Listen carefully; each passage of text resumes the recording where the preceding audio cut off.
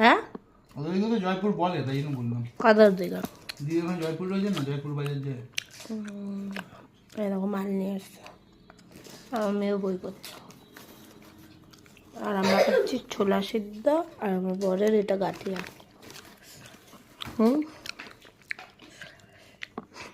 হাওড়া দিয়ে এসছে, বললাম পা ধুয়ে নি, এরকম পা না ধুয়ে ঘন বসে রয়েছে। স্নান করতে যাবো। তাই বলে পা ধোবা না, স্নান করতে যাবো বলে পা ধোয়া যাবে না? আমি দেখবো তো কত দিয়ে এসে আগে পা ধুই কিনা। হ্যাঁ আবার আসছে কি, আবার কি আসছে? বুম।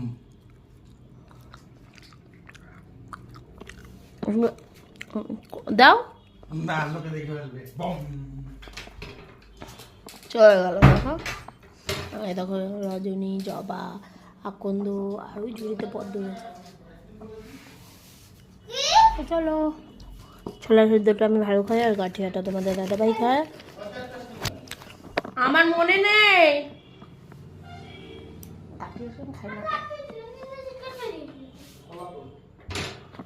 তা চলো টাটা, চলে আসো বাবা, ঘরে আসো।